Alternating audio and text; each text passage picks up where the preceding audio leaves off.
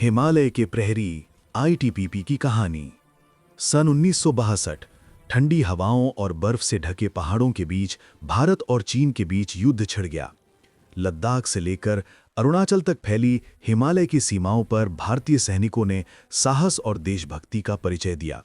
लेकिन यह भी स्पष्ट हो गया कि इन कठिन और ऊंचे इलाकों की रक्षा के लिए एक विशेष बल की आवश्यकता है। ऐसा बल जो बर्फ, तूफान और ऊंचाई से न डरे।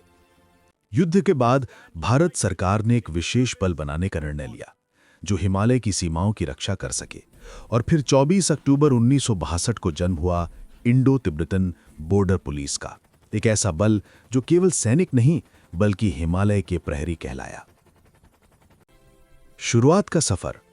आईटीबीपी के जवानों को 9000 से 18000 फीट की ऊंचाई वाले इलाकों में तैनात किया गया, जहां तापमान कभी-कभी -40 डिग्री सेल्सियस तक गिर जाता है।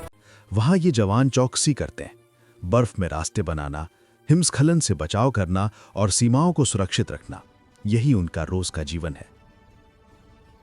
धीरे धीरे आईटीबीपी न सिर्फ सीमा की रक्षा करने लगा बल्कि आपदा राहत बचाव कार्य और अंतर्राष्ट्रीय मिशनों में भी अपनी वीरता दिखाने लगा। जब भी पहाड़ों में भूकंप या बाढ़ आती है, आईटीबीपी सबसे पहले मदद के लिए पहुंचता है। वीरता और अनुशासन का प्रतीक।